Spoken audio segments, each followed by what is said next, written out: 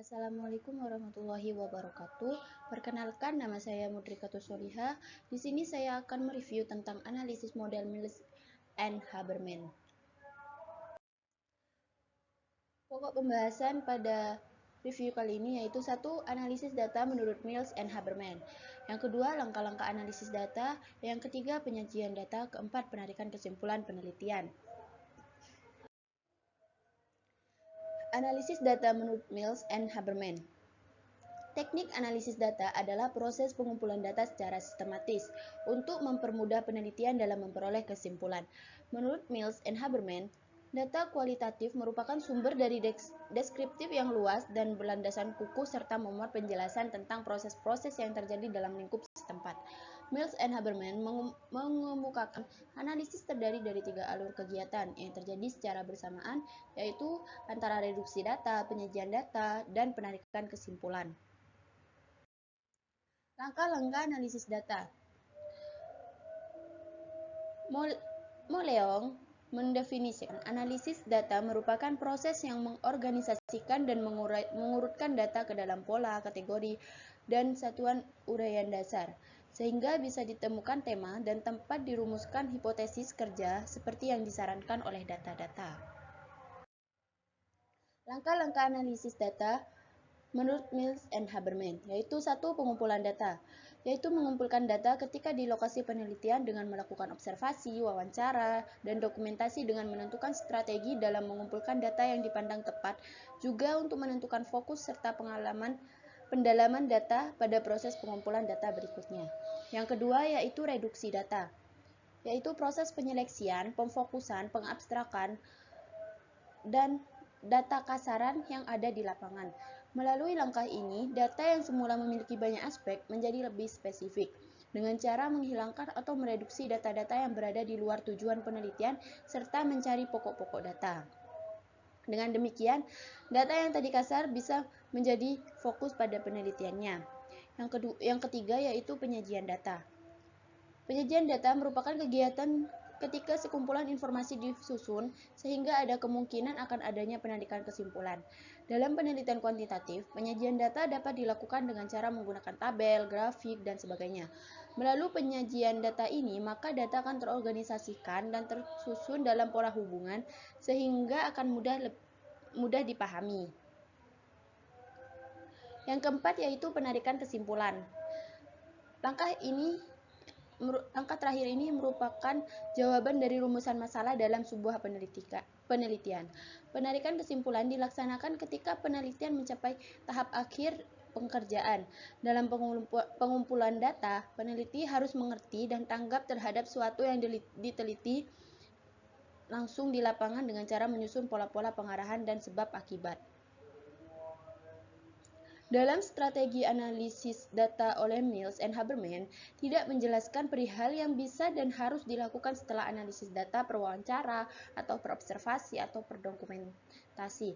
Mereka hanya menyatakan hasil analisis satu data dijadikan dasar untuk pengumpulan data berikutnya, dan juga menyatakan bahwa kesimpulan akhir belum dapat dilakukan sebelum penelitian selesai dilakukan.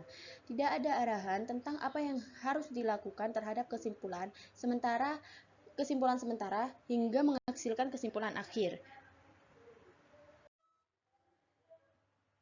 Penyajian data. Penyajian data dapat diartikan sebagai sekumpulan informasi yang tersusun yang memberikan keinginan adanya penarikan kesimpulan dan pengambilan tindakan. Penyajian data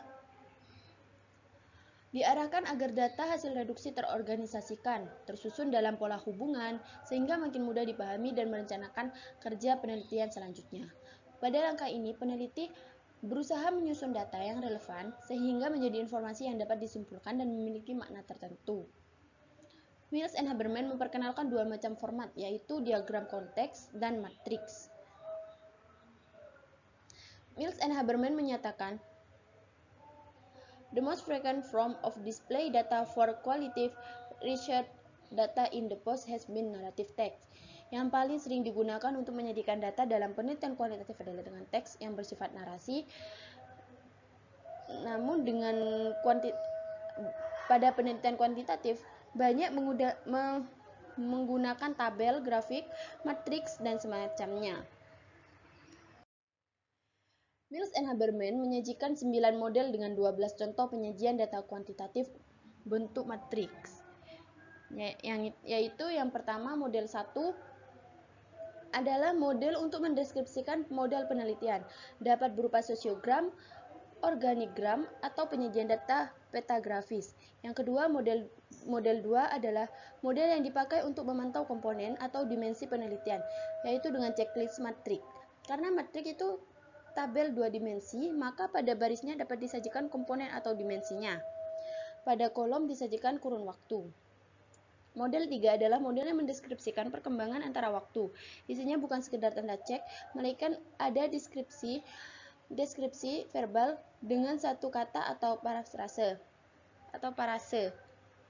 Yang model keempat adalah matriks tata peran, yaitu mendeskripsikan pendapat, sikap, kemampuan atau lainnya dari berbagai pemerannya. Model 5 adalah matriks konsep tercluster, digunakan untuk meringkas sebagai hasil penelitian dari berbagai ahli yang pokok perhatiannya berbeda. Yang keenam yaitu model keenam adalah matriks tentang efek atau pengaruh. Model ini hanya mengubah fungsi-fungsi kolomnya saja, diganti untuk mendeskripsikan perubahan sebelumnya dan sesudahnya. Yang model ketujuh adalah matriks dinamika lokasi. Melalui model ini diungkap dinamika lokasi untuk berubah. Model ini berguna bagi peneliti yang memang hendak melihat dinamika sosial suatu lokasi, tetapi memang tidak banyak peneliti yang mengungkapkan hal tersebut. Model ke-8 adalah menyusun daftar kejadian. Daftar kejadian dapat disusun kronologis atau diklasterkan. Model 9 adalah jaringan klausal. Dari sejumlah kejadian yang ditelitinya, dari deskripsi atau sajian yang diringkas dalam berbagai model tersebut, dapat diharapkan agar mempermudah kita untuk merumuskan prediksi kita. Penarikan kesimpulan penelitian. Penarikan kesimpulan menurut Mills and Haberman hanyalah sebagian dari suatu kegiatan dari konfigurasi yang utuh. Kesimpulan-kesimpulan tersebut nanti diverifikasi selama penelitian berlangsung. Langkah verifikasi yang dilakukan penelitian sebaiknya masih tetap terbuka untuk menerima masukan data, walaupun data tersebut data yang tergolong tidak bermakna. Namun demikian, peneliti pada tahap ini sebaiknya telah memutuskan antara data yang mempunyai makna dengan data yang tidak diperlukan. Data yang dapat diproses dalam analisis lebih lanjut seperti absa, berbobot, dan kuat, sedangkan data yang lain tidak menunjang, lemah, dan menyimpang jauh harus dipisahkan. Kualitas suatu data dapat dinilai melalui beberapa metode, yaitu 1. Mengecek representativeness atau keterwakilan data. Yang kedua, mengecek data dari pengaruh penelitian. Mengecek data melalui triangulasi. Yang keempat, melakukan pembuatan bukti dari sumber data-data yang dapat dipercaya. Yang kelima, membuat perbandingan atau mengkontraskan data. Sekian review dari saya, kurang lebihnya mohon maaf. Terima kasih. Wassalamualaikum warahmatullahi wabarakatuh.